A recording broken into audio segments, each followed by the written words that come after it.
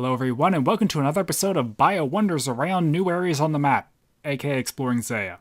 And this time we have the Kebos Lowlands, which is a pretty interesting region, mainly because it's a lot more diverse than other regions we've seen, because we not only have like the battlefront area down here, we have the mulch, which is part of the old swamp, there's even some new stuff over here, there's the farming guild, there's Mount Karum, or however you pronounce it, and there's even the stuff out here in the lake. So I'm going to be heading up around the Chasm of Fire, because I actually changed some of the cliff, I already saw a bit of this, and head through the battlefield and let you know if I spot anything interesting. I think it was in one of the earlier Exploring Zeah videos where I came over here and I found the hill giants, and there are a lot more here than I remember, but that's not why I'm over here. They actually changed the coastline on Shazian a bit, because there's now a dock down here where you can go to the new fishing area. So I thought it was worth coming over here and taking a look at this new coastline. Has the little brown bit that goes all the way up around here. And from what I heard, you can actually use the boat and go to any of the sides. So I can actually take it up here to the battlefront. We can kind of skip ahead a little. And we have a lot of Shazian soldiers around. Shazian? Yeah. Words are hard. But if we go down this way, we'll lead right back to the Chasm of Fire, where we have this new cliffside, because they're getting rid of those, on this side we have the little rocks outlining the pit. They kind of got rid of that and changed it to make it a lot more clear where there's a wall, which is actually kind of neat. Then back this way we have the battlefield area. I'm not sure exactly what's here. I guess some kind of command post. Yeah. I don't know, it's a pretty cool area, because you know, you had the thing where the lizardmen were in trenches, and you never really understood how they got in the trenches, so I guess now that's a little better communicated, and that guy's going to die. Oh crap, right after I said that, a lizardman just appeared there. I'm not sure where it came from. It's just out of my render distance, but yeah. Apparently lizardmen can get down here, and you can see out there, there's lizardmen brutes and such. Huh. Well, the other thing of note is there's actually a new Archaea spell, and I actually made one of the tablets for it earlier. And if I break this, I wonder where I'm going to end up. Oh, that's interesting. I'm on the other side now. So I just went from here to here, not like a huge jump, but huh. I wonder, oh, that makes sense. This is an ancient grave, and they only teleport to graveyards on the Archaea spellbook. So I wonder if it was added just so there was a spot for the teleport. I thought the battlefield in general just had enough death it would qualify. And if we just run back through here real quick to get a bit more of a feel of the area. I also want to see the other side of Shamans. Okay, taking some damage. Yeah, this is actually the other side of Shamans. You can actually see someone over there. I'm still not really sure exactly how they got the Shamans in there, but it's nice to finally see the other side of this, and I believe up here there's a little camp where there's an NPC or two, and then the pathways to Lovakinj and up to the Forsaken Tower. Yep, the Forsaken Tower.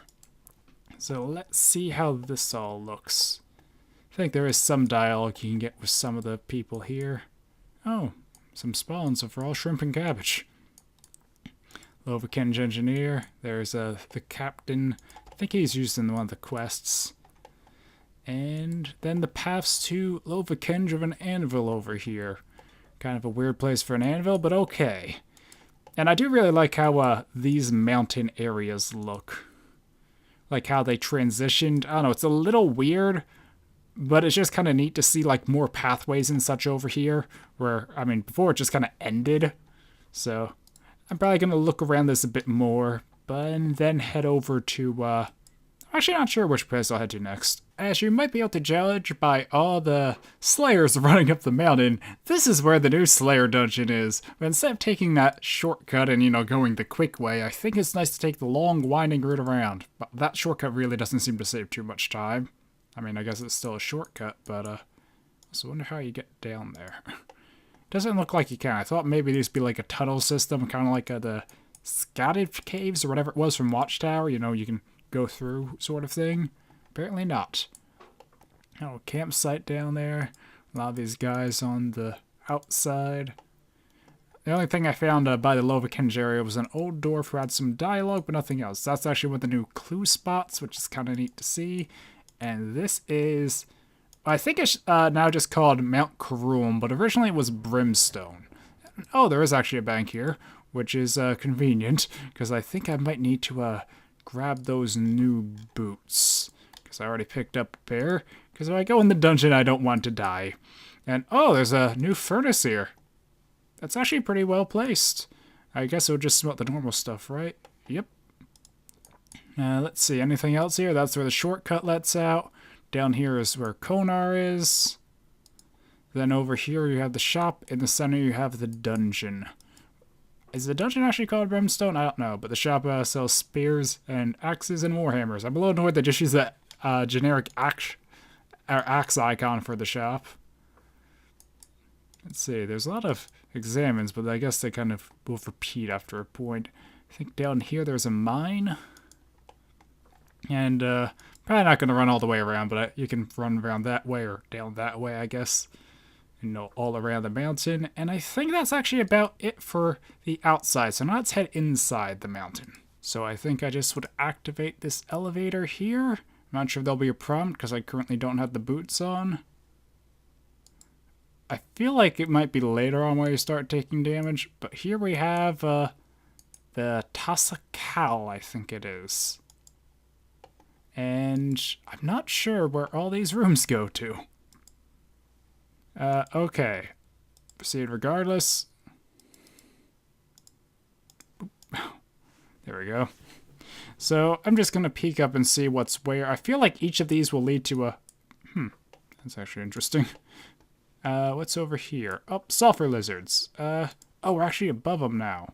Oh, okay, so I don't have to run around this whole thing. Oh, right, I remember hearing there's some notes here that actually seem to be kind of a continuation from some of the Fossil Island and that place near Fossil Island, Licrith or whatever. I can't remember its name.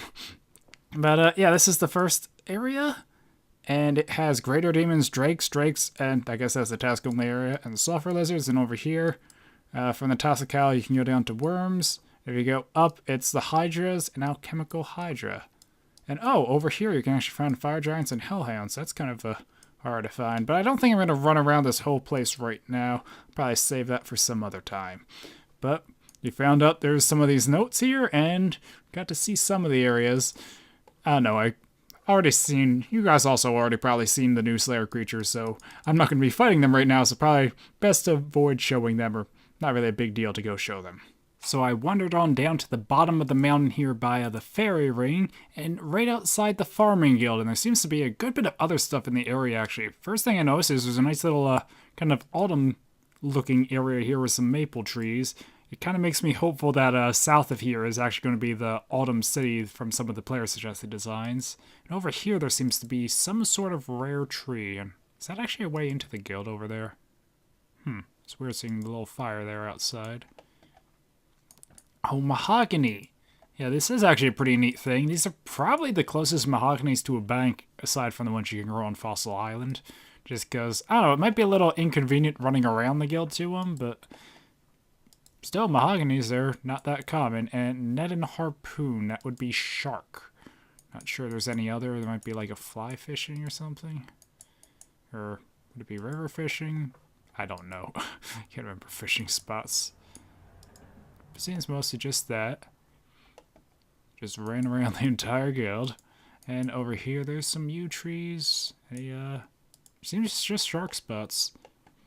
It does seem like a nice forested area with a lot of diversity in trees. I mean, we have yews, maples, oaks, willows, mahogany, all in the same region. I mean, the woodcutting guild is pretty diverse, but aside from that, I can't think of any others that are that diverse. We have a little farm area here. Kind of almost reminds me a bit of like a... Oh, there's another ancient machinery. Kind of almost reminds me a bit of the player-owned farmed area from RuneScape 3, only without player-owned farm. I wonder if we ever get animal husbandry stuff if this area would be used for. And here's the gates of the guild. I don't want to go in just yet. I want to look around a little more. And here's where I think there's fly fishing. This little pond here. And I'm really bad about using the stamina. Oop. And I want to check out this area over here in some of the transition, and then we'll head back to the Farming Guild. Because there's 2 ways to the Farming Guild. You can use a skills necklace, which, oh, they did change it to one of these. Personally, I prefer when it was in the chat box, but I guess this is kind of what teleports are moving to now. Because there are too many of them. The Xerix did it first, and now there's that. So we have this little area, some cows and such. But the other way to get there, I hear, is actually the Farming Cape. Which is a little surprising because I still never had the woodcutting teleport to the woodcutting cape, despite a lot of requests for that, but I did for the farming one. But yeah, now let's actually teleport back to the guild. I think I'm actually going to save the guild itself for last because it seems like a good place to wrap up. But when I was coming down here, I was actually trying to get over here to these new areas because there's a new mining spot, something over here, and a hunter spot. But as I was coming in here, I realized, my god, this place looks awesome. They used some of these plants from a Fossil Island with like the swamp from Mort Meyer, and just the atmosphere here looks amazing. It looks very different to the other swamps we have in game, while still, you know, feeling like it's a swamp.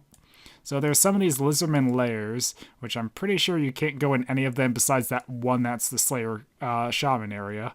Then over here, some actual high tier ores, although no one ever really minds them, but still neat to see.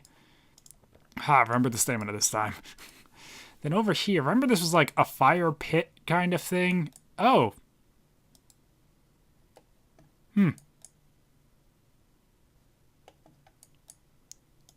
Omlic Pillar. Oh! So they worship Om? Yeah, some more of those causeways, I think they'd be called. And, oh! That's interesting. When I saw the hunter icon, I thought for sure it would be swamp lizards, because swamp. But it turns out it's Crimson Swifts. This might actually be a pretty good spot for the bird training, although birds are kind of slow, so I'm not sure who would use this without also having butterflies or something. But now let's see if I can head back over to Mulch. On the way over, I passed by this, which seemed interesting. It's a kind of Xerking-looking symbol with some lizardman eggs all around. Also, there's these new swamp frogs. I have no idea if they're good. They might just be a variation of like the Lumbridge frogs for like early level training or something. And yeah, you can't go down there. But I don't know, they're a new frog model, so that's something anyway. And I have no idea how lizardman-infested Mulch is. You can kind of go through some of these swampy bits. Like I was actually able to like go around in here, but I had to run around. Or I think I actually was able to go like through there. Anyway, we're kind of missing a lot of this area. But I think this is Mulch, like the lizardman city, if you'd call it that. Has an altar and some of these really cool looking buildings. Aside from that, just has these pits that lead down into the new shaman area, which lets out up here. And oh god, I have auto retaliate on for 1, and I'm being attacked for 2. So I run over here, and I don't have an anti-poison. This is just great. Yeah, if we jump down here, this is where they have more lizardman eggs, apparently. And somewhere around there's the new shaman rooms. Apparently an NPC to talk to as well. But, yeah, I think up there's the new shaman areas with the new shaman design, which I actually really like. It's smaller, but, I don't know, I like the way Wes decorated, and that's the way you get out. I think there's only a couple up here, and this guy here. And, oh yeah, this is actually a new thieving method, I think, where you can get a few coins, and it's like, oh, actually does give gems too, but, I think somewhere over there's a troll room with the dragon warhammers. But, I don't know, it's nice to see, some new shaman areas, and the whole theme of this place looks amazing. So as I was on my way out of this area, I noticed something. A statue titled Cat. With the examine of cat. Why is there a statue of a cat? Is it Rex? That just seems really out of place in a lizardman area, which is why I just stood out so much that I wanted to start recording again. But yeah, if I go out here, it comes out in this temple, which looks really awesome, next to that altar. And I don't think there's much more over here. I think they're just all entrances down to the place. There's That guy leads right back to the battlefield. So, okay, I think that's pretty much it for this area, so it just leaves the guild. In retrospect, it might have been a better idea to save Mulch for the finale than the guild, because I feel like Mulch is actually a much more interesting area. But let's see if I can get in. Oh, medium task. So here's the farming guild. And there really isn't much for me to say. Here's the first tier that you get into automatically with a bush, a flower, 2 allotments. I think there's the extra large compost bin. And over here there's the cactus patch. And there's that little area we saw from the outside before. I don't think there's actually a way into the guild from there. And, you know, a leprechaun, a farmer. A ruby harvest? That's actually interesting. And what's in the crate? I'm actually curious. Oh, there's books. That's going to be fun to collect. And then over here we have the door to, I think, level 65 area. With the cave that goes down to the farming wells, the animal patch, the herb patch, and the tree patch. And now let's actually just pop down here real quick to see what it's like. It's pretty simple, honestly. Just the one patch under the guild for the boss. Although I did see some of the boss in like trailers and such. It looks a lot better than I was expecting. I was expecting just like the Jade Mole or something like that. You know, just like a fly trap. But nope, it's a lot cooler. We have one of these farming NPCs for the house. And is this a normal farming store? Yeah. And seed store, right? And there's, I think, a bank chest and pole booth. And actually a seed stall, but I don't think you can steal from it. Water source. And then in the highest tier one, there's a master farmer, a spirit tree patch. This is the battle staff tree. I don't know how to pronounce it. A fruit tree patch. A sleeping cat. We have a bank, although I don't think this one has a pole booth nearby. Oh, another crate. Is there another book of note? There is. And then over here you have the ginormous redwood patch. So,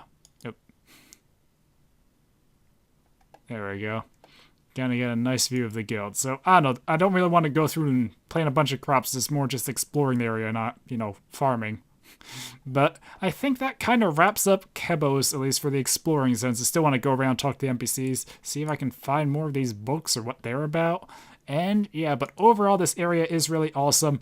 I just realized I didn't go to the aerial fishing area. So I ran down here to the dock by Mulch, and we should be able to go to Mulch Island, the aerial fishing area. I don't plan on doing any aerial fishing now, and it's a pretty basic island. You have some worms. I don't even think you need them for aerial fishing. There's a guy here you talk to. You can also trade him for the new stuff. These rods do look pretty cool, though. I want to see what they look like in game, but they need a lot of these pearls, which are 1 in 100, so that's a lot of fish. But you just send your falcon out to these spots. You get fish that you can cut up into fish bits or drop. And if you cut them up, you get cooking experience, and it normally gives fishing and hunter. It looks really cool, and I can't wait to actually try this. But, yeah, I think that's about it for exploring Kebos, though. So, as a quick summary, I really like the area, and I think it has a lot of really cool content. Even like the little stuff over here, like the new training method. I don't know, it just is, this isn't like a very big update or like a very spectacular update in the sense of like raids or Inferno or even Dragon Slayer 2, but it has a lot of really cool smaller content in one big package, and I think that's really neat. You have the farming guild, you have the new Slayer stuff, you have this new fishing method, you just have some cool scenery and lore even. So, I don't know, they also have the 2 new quests in the diary. Almost forgot about them because they're not area-based. But yeah, and I didn't go there, but that's a quest area, so I'll probably figure that out when I go to do the quest. Anyway, but enough rambling because I don't want this video to end up super long, and it's probably already about 20 minutes. Yeah. But, I don't know, I'm really happy with how the Kebos Lowlands looks. It's an amazing looking area, especially Mulch. Mulch just looks stunning.